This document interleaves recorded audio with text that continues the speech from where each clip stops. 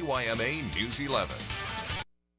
Welcome back, everyone. Major League Baseball and its Players Association is in the second week of its progress of trying to negotiate terms for a modified season. Several outlets are reporting the union formally responded to baseball safety and testing protocol and suggested potential modifications. Jared Diamond of the Wall Street Journal reports the players' counterproposal included notes on testing frequency, protections for high-risk players and their families, and sanitation protocols. Meanwhile, the New York Post's Joel Sherman tweeted that players were hoping for changes that would enable them to shower at stadiums and to access hydrotherapy and other preparation and recovery tools that baseball proposals had prohibited due to infection risks. Health provisions and player compensation are widely considered the two main issues that baseball and its players must resolve to salvage a season.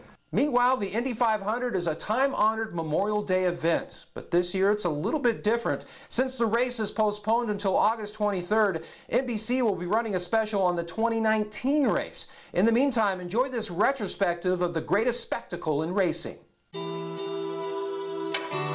Let me tell you a story about the bricks. A long time ago, the Indianapolis Motor Speedway was covered in bricks all the way around.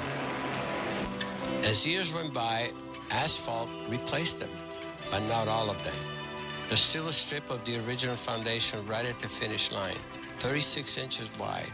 They call it the Yard of Bricks. And those bricks have seen it all. They've seen more than 100 runnings of the Indianapolis 500, the most famous race in the world. They've seen the speedway packed with 300,000 fans, making more noise than the cars. A giant party on the other side of the walls. They've seen the greatest drivers on earth take the checker flyer. Every year, they've seen a bottle of milk spilled in celebration. 50 years ago, they saw a 29-year-old immigrant from Nazareth, Pennsylvania win the Indianapolis 500. I still can't believe it's true. I'm going to have to be pinching myself all night. I thought I might win a half a dozen more, and I tried. But that one was the greatest moment of my life.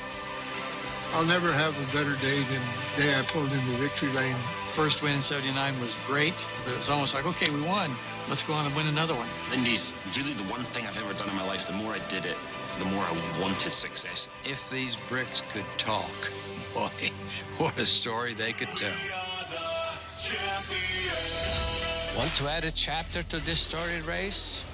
It takes a great team, a fast car, and the courage to accept the danger that comes with it. Big contact, hard in the air.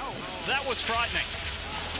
It takes some of the best athletes and minds on earth.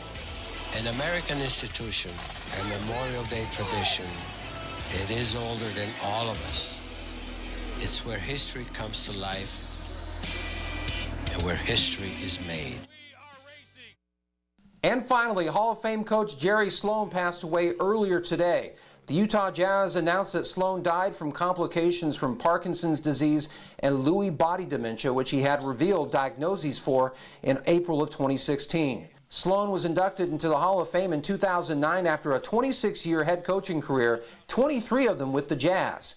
His no-nonsense style blended perfectly with Hall of Fame players such as Karl Malone and John Stockton, leading to 15 consecutive playoff appearances.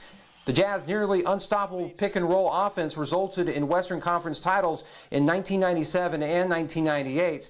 He was 78 years old and leaves behind his second wife, 3 children, and a stepson.